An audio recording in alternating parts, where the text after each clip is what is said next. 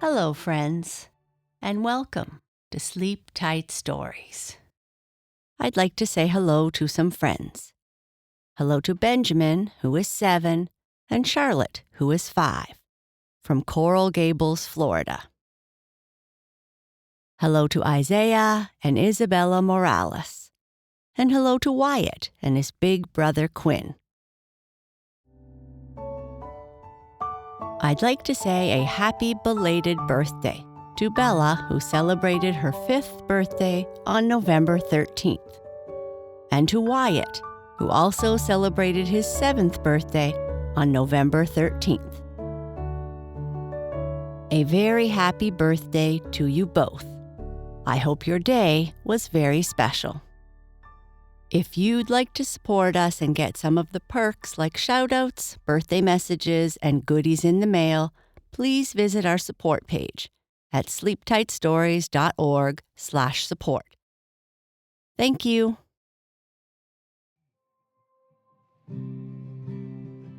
This story is part 2 of our story about Toto the beaver. Last time, Toto had gone out for a walk because he was tired of being inside all the time.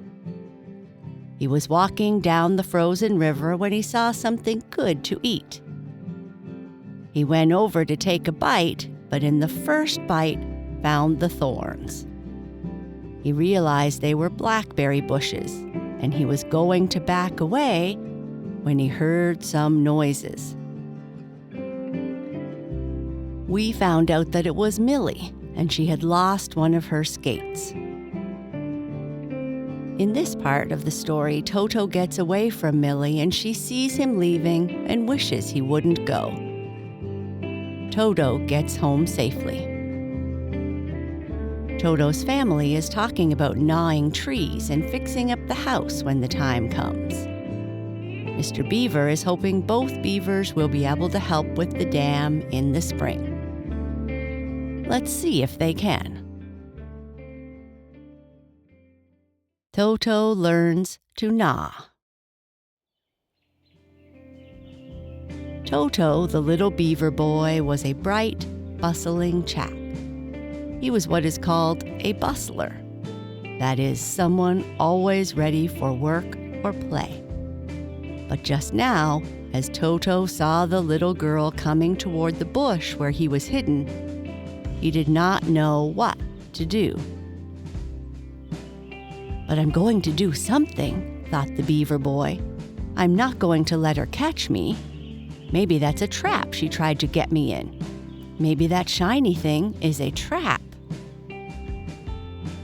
Toto knew what traps were, for his father and mother had told him about them and how to keep away from their teeth that caught beavers and muskrats. Millie came closer and closer.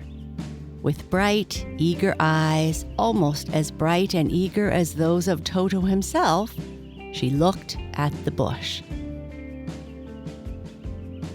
Toto was all ready to run, and he wished, more than ever, that the river was not frozen, since he would not have been a bit afraid if he could have jumped in the flowing stream to swim away. He was not afraid of any creature in the water, and the fish were friends of his. Then, all at once, just as Toto was going to start to run and do his best on the slippery ice, he felt himself falling. He had been standing on the edge of the frozen river, where the ice was very thin, and it had given away, letting him down through a hole into the water. "Oh, now I am all right," said Toto to himself when he felt the water wetting his thick fur, though it could not wet his skin beneath. And so he was. He was in water now, where he felt much more at home than on the ice. And as he slipped down tail first through the hole that had broken, he had a glimpse of the little girl. The little girl saw Toto too, and as soon as she had seen him, she clapped her red-mittened hands again and cried, "Oh, it's a little beaver. He knocked my skate out to me. Oh, don't go away, little beaver," cried Millie. "I won't hurt you." But of course Toto did not know that, and he did not know what the little girl was saying. He just wanted to get away from her and back to his own stick house. So he dove down under the water, his fur being thick and warm that he was not a bit cold, and away he swam beneath the ice that covered Winding River. "Oh, he's gone," cried Millie when she saw the beaver disappear. "I wish I could have taken him home. Maybe I'll see him again. Anyhow, he was nice to shove my skate out to me." Millie sat down on the bank and began putting on the skate that had slipped off, causing her to fall. And, though she never guessed it, she was to see Toto again, and the beaver was to see how Millie and her grandmother were made happy. "Well, Toto, where have you been?" asked his mother, when sometime later the beaver boy swam up to the front door of the stick house. "I've been looking all over for you." "I didn't mean to stay away so long, Mother," answered Toto in beaver talk, of course. "But it was so slippery on the ice that when I got going, it was hard to stop. I tried to eat some bark, but it was full of thorns, and then I had an adventure." "What's an adventure?" asked Sniffy, who was not quite so bold and daring as was Toto. "It's something that happens to you," Toto answered. "And what happened to you?" asked Mr. Beaver. Toto told them about Millie's skate coming off, though of course he did not call it a skate. He said it was a trap. "You did well to hurry away," said his father. "It's lucky for you that you fell through the hole in the ice and could swim.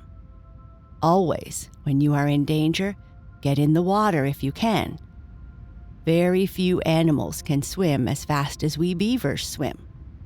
The water is the place for us, even though we have to go on land to gnaw down the trees for the dams we make."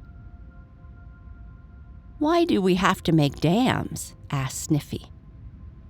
"To make the water deep enough for our houses in places where it is otherwise too shallow," answered Mr. Beaver. "By putting a lot of trees, sticks, clumps of grass, and mud across a stream, the water backs up and gets deep behind the dam, over which it flows, making a waterfall. We need to build our houses behind the dam, so as to have our doors underwater. If we didn't, other animals from the land would come in and get us. But land animals cannot get into our houses as long as the front doors are underwater. Though it is easy for us to dive down and come up inside where the water does not reach." "Did anything else happen to you, Toto?" asked his father. "Well, I swam home under the ice as fast as I could," answered the little beaver boy. "Did you see anything of Mr. Cuppy?" asked Mrs. Beaver. "No, I didn't," Toto answered. "Did someone try to catch him in a trap too?"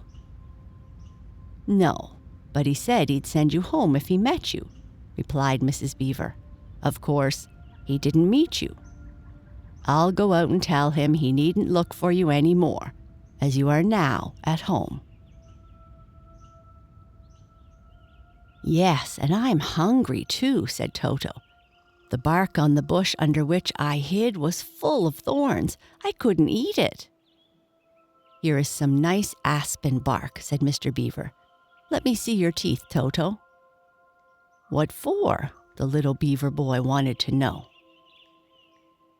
"To see if they are going to be strong enough to help us gnaw down trees this summer," went on Mr. Beaver. Toto opened his mouth. His teeth were strong and white. That is all except the 4 front or gnawing teeth. 2 of these in his upper jaw and 2 in his lower jaw were a sort of red or orange color. All beavers have orange-colored gnawing teeth, and the rest are white like yours. Yes, I think you'll be big enough to help us gnaw down trees this summer, said Daddy Beaver, as he looked at Toto's orange teeth, which were almost as sharp and strong as the chisels the carpenter uses to smooth wood with to build a house. Is it very hard to gnaw trees down? Toto wanted to know. It must be easy, said Sniffy, who was eating some aspen bark in the stick house. See how easy I can strip this bark off this piece of log?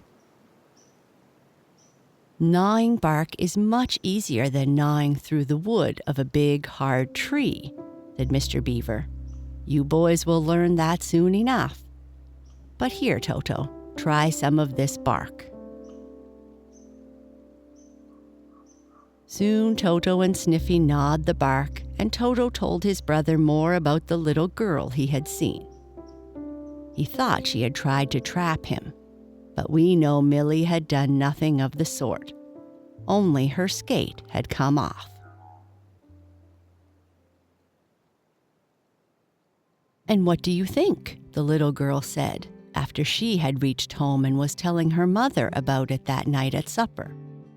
My skate slid right over the ice, under the bush, and a little beaver that was there pushed it out to me. So the beavers are around here, are they? Asked Millie's father. I wondered what made a part of Winding River flow so slowly this fall. The beavers must have dammed it up. Well, the beavers are hard-working animals and do little harm. We won't disturb them.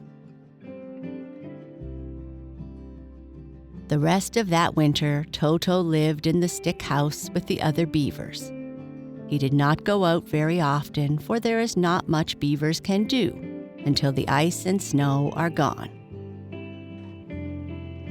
Toto went out on the frozen river a few times, however, but he did not again see the little girl on skates. And though Millie went out skating, she did not see Toto until later in the season. Meanwhile, the sun climbed higher and higher in the sky. It warmed the earth, the snow and ice melted, the banks of Winding River became green as the leaves came out on the trees and bushes, and one day Mr. Beaver said, Come with me, Toto and Sniffy. You are going to learn how to gnaw down trees. Are we going to help build the dam bigger? Asked Toto. Yes, that's what you are going to do, his father said. He dove down in the water to slip out of the front door, and the 2 beaver boys followed him.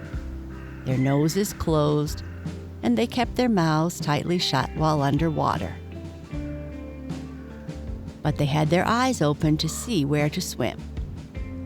They came out on top of the water not far from their own house.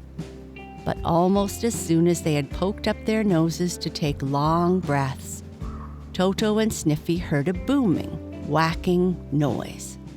And their father cried, Back, back, boys! Dive down! There's danger around here!